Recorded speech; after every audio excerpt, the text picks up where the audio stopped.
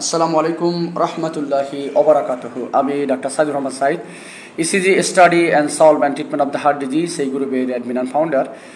মাদারীপুরবাসীর জন্য চিকিৎসা সেবা এই ফেসবুক গ্রুপটারও অ্যাডমিন অ্যান্ড ফাউন্ডার। আজকে আমি রোগী দেখতেছি আসমত আলী খান সেন্ট্রাল হাসপাতাল, মাদারীপুর সদর, মাদারীপুর 315 নম্বর রুম, 3য় তলা। তো আজকে আমরা একজন রোগীর সম্বন্ধে আলোচনা করব।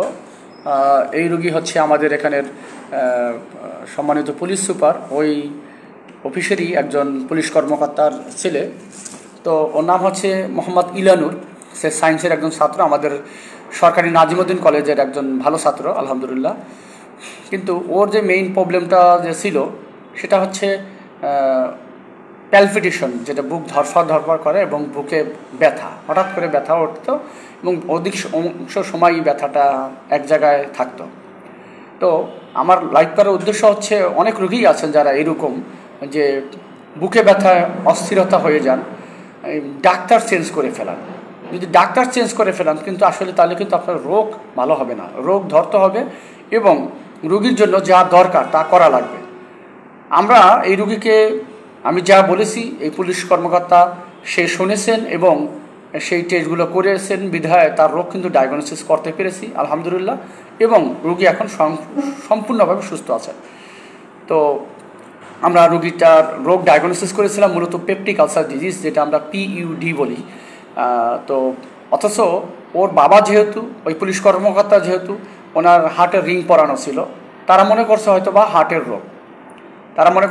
রোগ, কিন্তু আমি ওভার শিওর হয়ে বলেছিলাম যে না, 100% এই রোগীর হচ্ছে হার্টের কোনো রোগ নাই, শুধু ডিসলিপিডিমিয়া এবং PUD আছে, এবং সেই লাইনেই চিকিৎসা দেওয়া হয়েছে এবং এখন রোগী সম্পূর্ণ সুস্থ।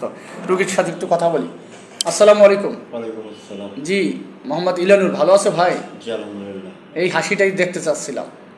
হ্যাঁ, আমার কাছে সবচেয়ে সুন্দর লাগে কি জানেন, সেটা হচ্ছে একটা ছোট শিশু বাচ্চা যে হাসিটা দেয় সেটা, এবং একটা অসুস্থ রোগী যখন সুস্থ হয়ে হাসিটা দেয়।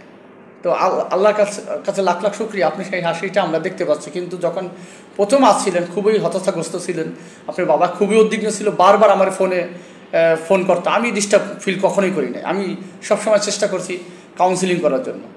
তো আপনার অনুভূতিটা কি এখন, কিরকম লাগতেছে? এখন অনুভূতি আলহামদুলিল্লাহ সব দিক থেকে ভালো। আপনার কোন জায়গায় ব্যথা হতো? আমার ব্যথা হচ্ছে বুকের এখানে হতো, এই pin point pain, chest pain, মানে এক জায়গায় থাকতো, সরাইতো না? হ্যাঁ, এক জায়গায় থাকতো, এটা সরাইতো না। আচ্ছা, আর আপনার যে ওষুধ কয়দিন খাইলেন এখন?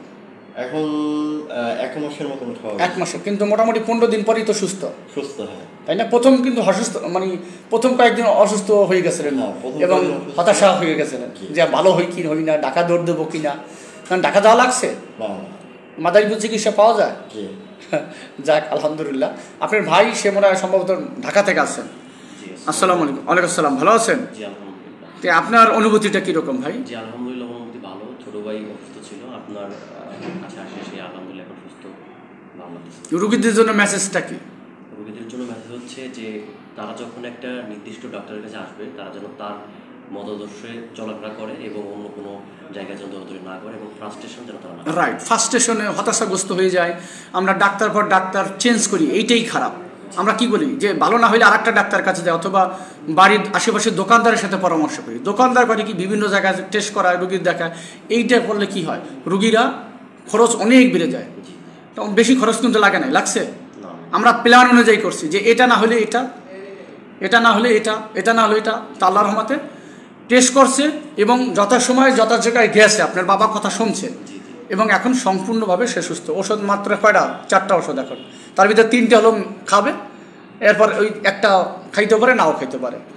তো আলহামদুলিল্লাহ, আমার যে কথা হচ্ছে একটাই, আপনারা হলো ডাক্তার পরিবর্তন করবেন না। এই গতকালকে আমি একটা পোস্ট করেছিলাম যে যেখানে বলেছিলাম যে ঢাকায় উচ্চ রক্তচাপ কন্ট্রোল হয় না, কিন্তু আমার কাছে সে উচ্চ রক্তচাপ কন্ট্রোল হয়েছে।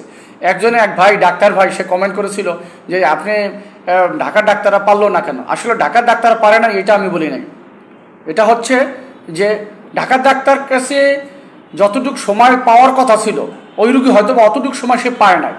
কেননা ওই যে রুগীরা হতাশাগ্রস্ত হয়ে যায়, ডাক্তার পর ডাক্তার চেঞ্জ করে, পরিবর্তন করে, যার জন্য ডাক্তার যে তাকে নিয়ে রিসার্চ করবে সেই সুযোগটা পায় না। আমি সেটা করি, যে রুগী আমাকে দেখায় এবং আমার কথা মতো চলে, আমি রোগীকে নিয়ে রিসার্চ করি। বিশ্বাস করেন কি ভাই, রিসার্চ করি কি না? জি জি জি। আপনি কি রিসার্চ করি?